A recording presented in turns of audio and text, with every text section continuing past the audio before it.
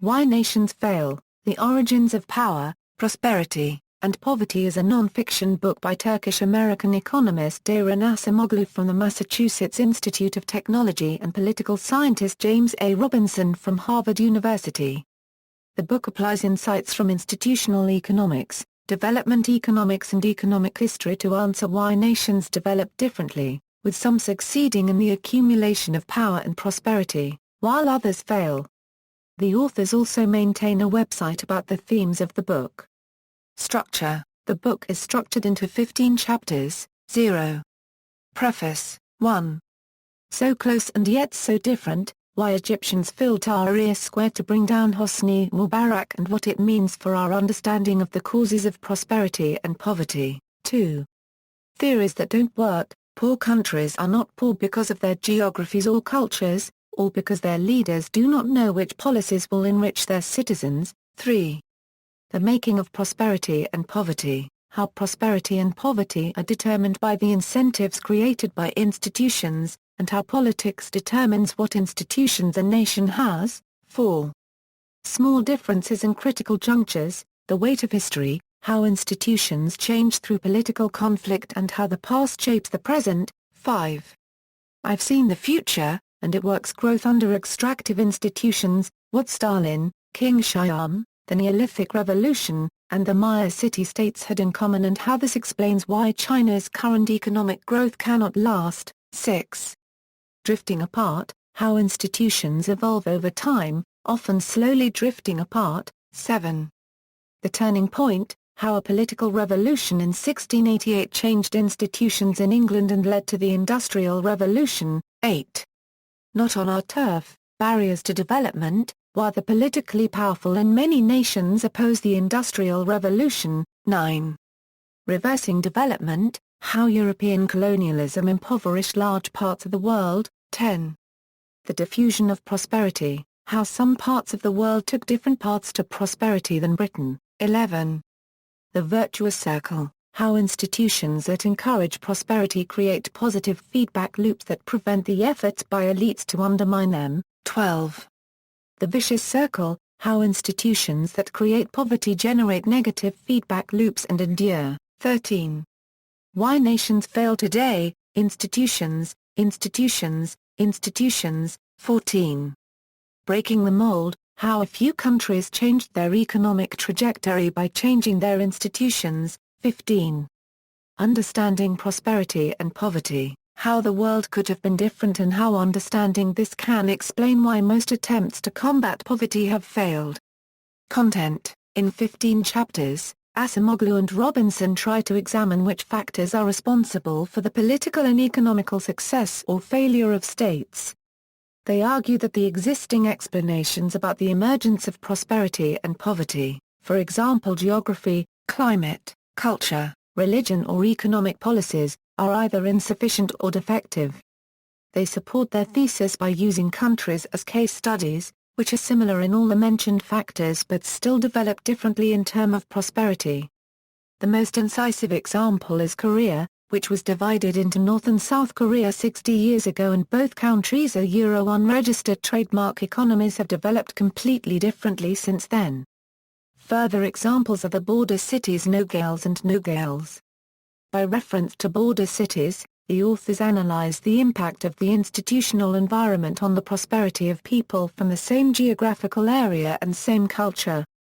The major thesis of Acemoglu and Robinson is that economic prosperity depends above all on the inclusiveness of economic and political institutions. Only a functioning democratic and pluralistic state which guarantees the rule of law is able to exploit the ideas and talents, which are spread among the whole population of a nation. In extractive systems, however, entrepreneurs and citizens have no incentives to invest in and work on innovations, which are necessary to create prosperity, because the ruling elites are afraid of creative destruction. Creative destruction would fabricate new groups which competed for power against ruling elites. Hence, elites would lose their exclusive access to the economic and financial resources of a country. The authors bring in the emergence of democratic pluralism in Great Britain after the Glorious Revolution in 1688 as being decisive for the Industrial Revolution as an example, as well as the fall of the Soviet Union. Reception. Interviews and presentations. Acemoglu was interviewed on the Econ Talk podcast by host Ross Roberts about the book in March 2012. Robinson presented the main ideas of the book at the RSA. Positive reviews. Warren Bass reviewed the book for The Washington Post, writing, Unregistered trademark bracing, garrulous, wildly ambitious and ultimately hopeful. It may, in fact, be a bit of a masterpiece. Development economist Paul Collier reviewed the book for The Guardian. He concluded his review by writing, a thesis can be summarized, albeit crudely, in a short review. Yet the main strength of this book is beyond the power of summary. It is packed, from beginning to end, with historical vignettes that are both erudite and fascinating. As Jared Diamond says on the cover, it will make you a spellbinder at parties. But it will also make you think. Thomas Friedman reviewed the book for the New York Times, concluding his review by writing, we can only be a force multiplier. Where you have grassroots movements that want to build inclusive institutions, we can enhance them. But we can't unregistered trademark create or substitute for them. Worse, in Afghanistan and many Arab states, our policies have often discouraged grassroots from emerging by our siding with convenient strongmen.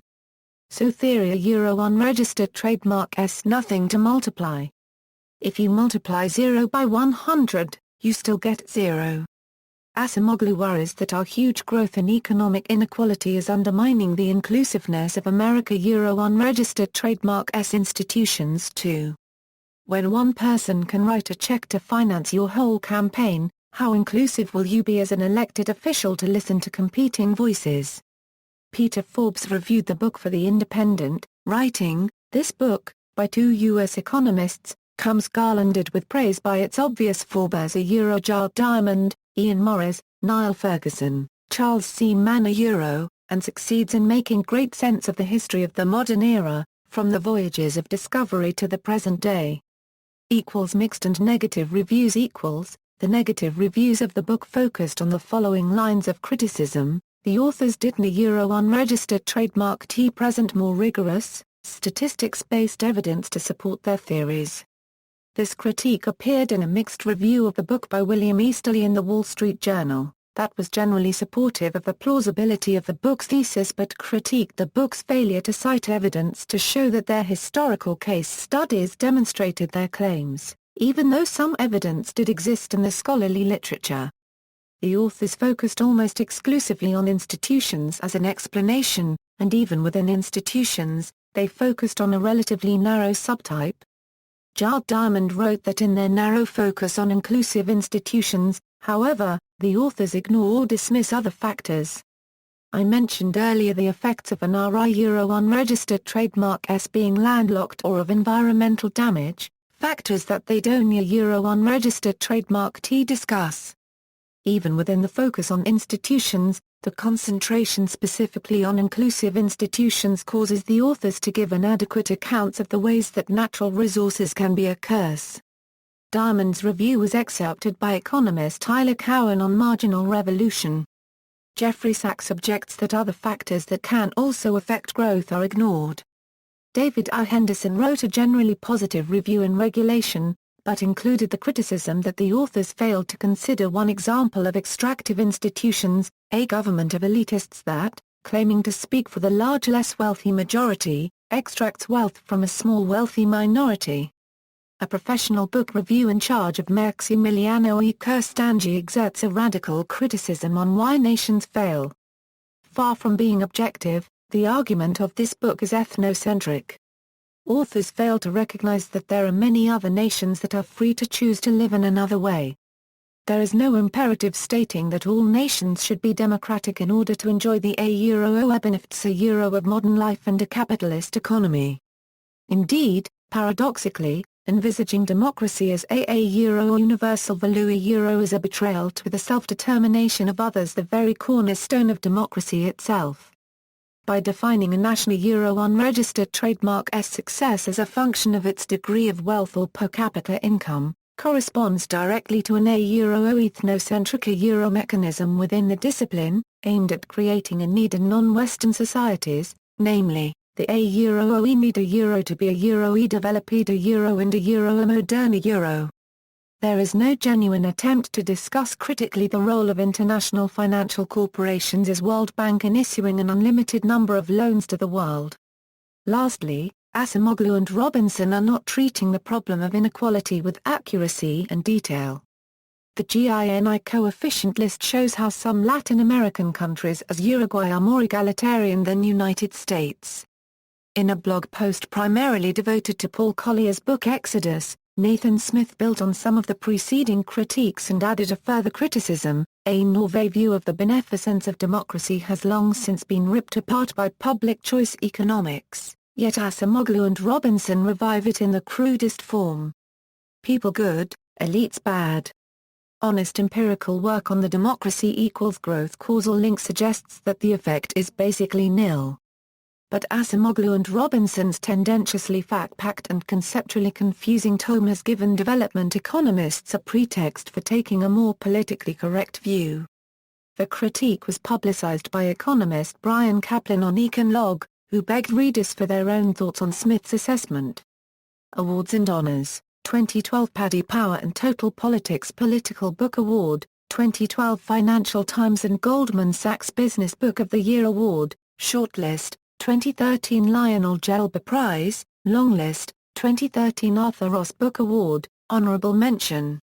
Related work by others: The Wealth of Nations by Adam Smith, Guns, Germs, and Steel by Jared Diamond, Collapse, How Societies Choose to Fail or Succeed also by Jared Diamond, The Elusive Quest for Growth by William Easterly, The Wealth and Poverty of Nations by David Lanz, IQ and the Wealth of Nations by Richard Lynn and Tatja Van Hanen, Violence and Social Orders by Douglas North, John Wallace, and Barry Wainlast, The Modern World System, Vols. 1-4 by Emanuel Wallerstein, The God of the Machine by Isabel Patterson. References